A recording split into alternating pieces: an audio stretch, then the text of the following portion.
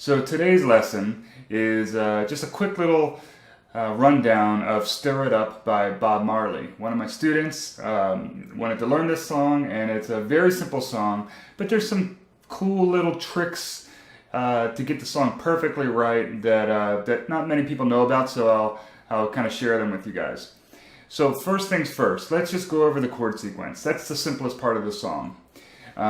You can play these chords any which way you like, depending on the performance situation that you're in. But the chords go like this. It's a chord, then it's a D chord, then E chord, A chord. So it's 4 beats of A,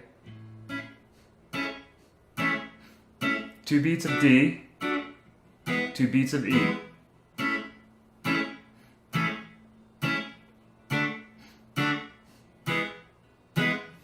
And what I played right there is basically all you need to do, really. If you're playing by yourself and you're singing along to your own guitar playing, that's more than enough. So you can start with that.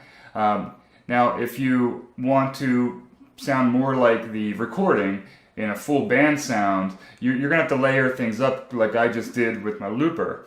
So I'm going to go over that now. I'm going to go over each layer and describe what I'm doing for you guys so that you know exactly how it goes. So the first layer was the little clicky thing that you hear at the beginning of the song.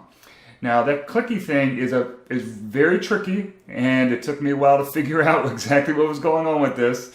And as you can see, I had to break out my old wah-wah pedal.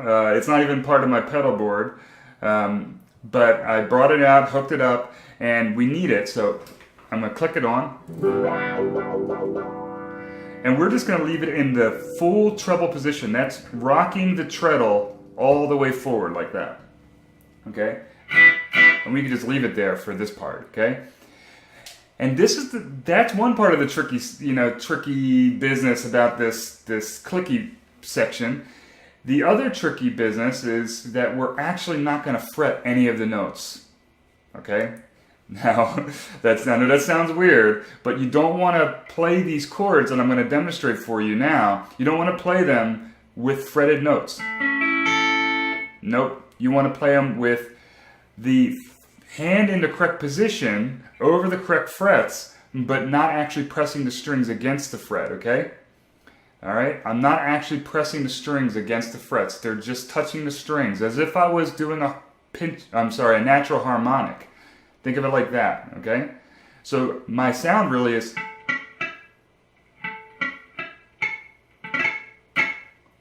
Okay, now notice that still sounds like an A chord. So I'm just hovering my fingers above the frets but touching the strings. Okay, that's what I'm doing. Now, just so you know which chord I'm playing a half bar of an A chord. So that's the 7th fret of the D string, 6th fret of the G string, and then barring across the 5th fret of the B and E string. 7, 6, 5, 5, okay? So it's a half bar. And I'm not fretting. We don't want that sound, we want. Okay? Now what I'm doing is I'm going and a, 1, and a, and a, 3, and a, 4, and a, down up. So on the andas, okay, that's the halfway point and the 3/4 of the way point through the beat. 1, and a, and a, and a, and a, 1, and a, and a, 4. Okay. Then we move to another chord shape. This is a D shape, and this is another kind of half bar shape that I like to use. So let me give that to you. This is for D. It's kind of like the C-shaped bar chord if you know the Cage method, but I'm only playing the bottom 4 strings. Okay, but it's 4th fret of the D string, 2nd fret of the G string, 3rd fret of the B string, and 2nd fret of the high E. Okay. And same thing, I'm not actually fretting anything, I'm just hovering my fingers over the appropriate frets and doing the clickies. 1, and a, 2, and a, just like that. Okay? Then on beats 3 and 4, I'm just shifting this shape 2 frets up to turn it into an E chord. Okay. By the way, the root on this chord is on the middle finger on the B string. Okay, so if you want to move this chord around, that's where you locate your root. Okay, B string on the middle finger. So if I move it up to the 5th fret with my middle finger, I end up on an E, and that makes this an E major chord. So I'm going to do my 3rd and 4th beats, 3 and 3. Okay? So remember, we're doing it on the endas, clicking on the endas, down up on the endas. Okay? So now the whole thing sounds like this. 1 and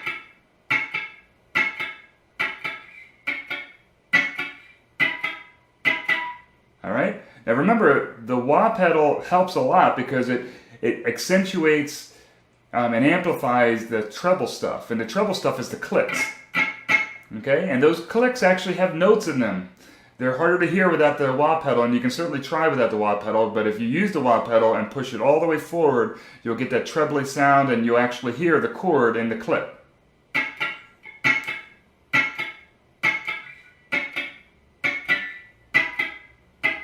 Alright, so the second layer involves the same chords, and you can even use the same chord shapes if you like, although you can experiment with different chord shapes, that's up to you. But this time we're going to rock the wah pedal backwards so that it's in the bass position. So now we get a more bassy sound rather than a treble sound. Okay, so we rock it backwards, and then we are going to strum the chord, and then very slowly rock the pedal forward. This takes a little bit of feel and listening to the song to get a sense for how far you rock and how quickly you rock the pedal forward. And you just do that on each chord. 1 strum, 1 rock, okay?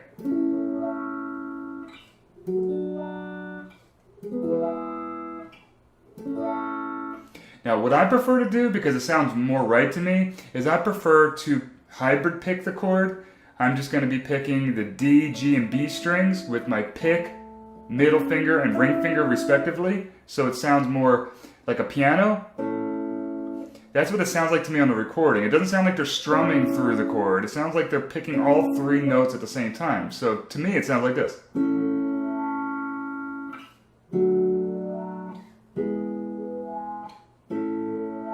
Something like that, okay? So I'm hybrid picking it.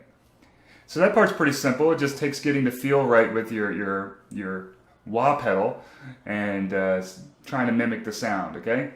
So the next layer is the bass line. And the bass line is actually the hardest part of the song, but it's actually not that difficult. It's just that the other parts are so easy. This 3rd layer qualifies as the difficult part. And it's very straightforward, so no big deal. So what we're going to be doing is palm muting all these notes to give it that nice bass sound. Sounds like a bass guitar when we palm mute, especially with a clean setting like we have here. And what we're going to be playing is 5th fret of the E string to 4th fret of the A string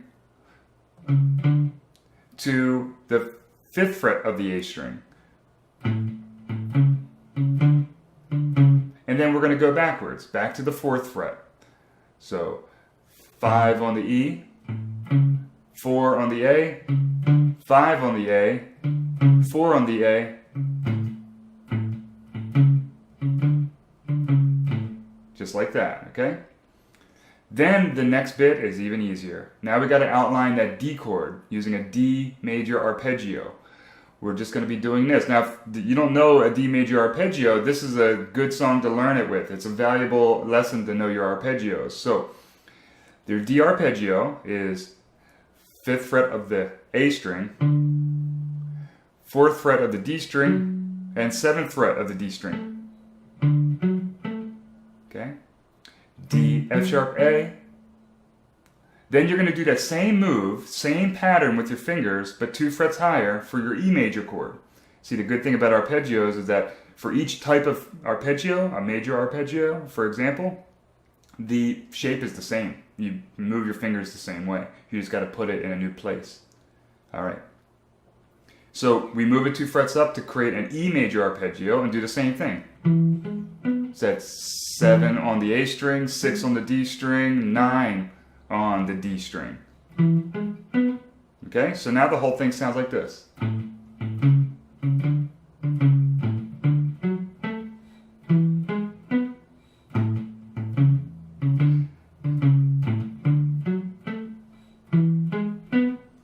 And when you layer those things up, it sounds really nice to, everything sounds cohesive. It sounds just like the song. Okay? So I hope this helps, and see you soon. Bye now.